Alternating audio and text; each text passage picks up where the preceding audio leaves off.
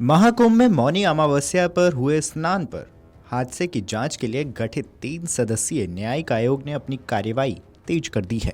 CM योगी के action के बाद से ही एक्शन मोड में प्रशासन है। आयोग के अध्यक्ष सेनावृत न्यायमूर्ति हर्ष कुमार ने शुक्रवार को प्रयागराज में अधिकारियों के साथ पहली बैठक की।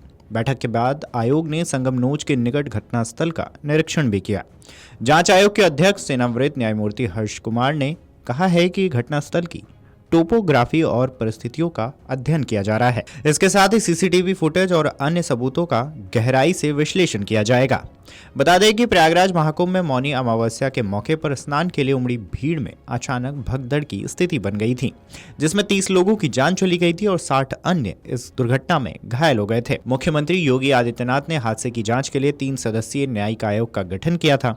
इलाहाबाद उच्च न्यायालय के सेनावृत न्यायमूर्ति हर्ष कुमार की अध्यक्षता वाले इस आयोग में सेनावृत आईएएस अफसर डीके सिंह के अलावा सेनावृत आईपीएस अधिकारी वीके गुप्ता भी शामिल हैं।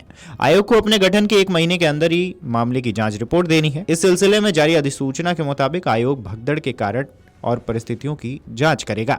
साथ ही भविष्य में ऐसी घटना की पुनरावृत्ति रोकने के सिलसिले में भी सुझाव भी देगा। आयोग ने अधिकारियों से हादसे की परिस्थितियों और इलाके की भौगोलिक स्थिति पर विस्तृत जानकारी ली है। न्यायमूर्ति हर्ष कुमार ने कहा है कि यह आकस्मिक दुर्घटना थी, लेकिन इसके पीछे कारणों को सिलसिलेवार तरीके से समझने का प्रयास किया जा रहा है। उन्होंने कहा कि घटनास्थल पर निरीक्षण पूरा कर लिया गया है, लेकिन अगर दोबारा जांच की जरूरत पड़ी तो टीम फिर आएगी। आपको बता दें कि इसके आगे आयोग के सदस्य सेनावृत आईएएस डीके सिंह और सेनावृत आईपीएस वीके गुप्ता ने भी जांच में तेजी लाने की बात कही है। आयोग के अध्यक्ष ने कहा है कि हमारे पास केवल 1 महीने का समय है, लेकिन जांच को प्राथमिकता के साथ तेजी से पूरा करेंगे। उन्होंने कहा है कि जांच प्रक्रिया से महाकुंभ में कोई व्यवधान न हो, इसका ध्यान रखा जाएगा। आयोग सभी तथ्यों का गहन विश्लेषण कर किसी ठोस निष्कर्ष पर पहुंचेगा। आयोग ने अस्पताल जाकर घायलों से भी बातचीत करने की योजना बनाई है। न्यायमूर्ति हर्ष कुमार ने कहा है कि घायलों से मिली जानकारी जांच को सही दिशा देने में मदद करेगी। किसी एक पहलू पर ध्यान केंद्रित करने के बजाय सभी संभावित कारणों पर विचार किया जाएगा। बता दें कि इससे पहले आयोग के 3 सदस्यों ने गुरुवार को लखनऊ के जनपद स्थित अपने कार्यालय में पहुंचकर कामकाज की शुरुआत की थी। आयोग के अध्यक्ष न्यायमूर्ति सेनावृत हर्ष कुमार ने बताया है कि जांच को प्राथमिकता के आधार पर लिया गया है। इसके लिए हमने घोषणा के कुछ ही घंटे के भीतर ही कार्यभार संभाल लिया है। बता दें कि मौनी अमावस्या के अमृत स्नान के लिए मंगलवार रात से ही संगम क्षेत्र में लोगों की भीड़ संगम क्षेत्र में जमा होने लगी थी। प्रशासन ने भी सुबह 5 बजे से होने वाले स्नान के लिए व्यापक इंतजाम किए थे। संगम क्षेत्र में लोगों की ज्यादा भीड़ न हो, इसके लिए प्रशासनिक अधिकारी भी लगातार श्रद्धालुओं से अपील कर रहे थे कि जो लोग जितने बजे पहुंचे स्नान कर लें। इसके साथ ही अपने अपने नजदीकी घाट पर स्नान का पुण्य लाभ लेने की अपील भी की गई थी। मुख्य स्नान पर्व होने के कारण पूरे प्रयागराज शहर में दबाव अधिक था। मेला क्षेत्र में भी सभी मार्ग बंद थे।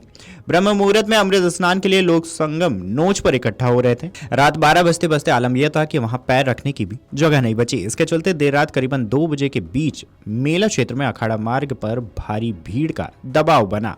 उस दबाव के कारण दूसरी ओर बैरिकेड टूट गए। इतना ही नहीं, भीड़ के लोगों ने भी बैरिकेड को लांघकर दूसरी ओर कूदने की कोशिश की। इस चक्कर में वे दूसरी तरफ ब्रह्म मुहूर्त के स्नान का इंतजार कर रहे श्रद्धालुओं पर चढ़ गए, जिससे भगदड़ जैसी स्थिति बन गई थी। जिसके बाद से ही इस घटना की चर्चा जोरों शोरों पर हो गई थी। जिसके बाद सीएम योगी ने मोर्चा संभालते हुए घटना की समीक्षा की और अधिकारियों को कड़े निर्देश दिए थे। Video desk amarujala.com।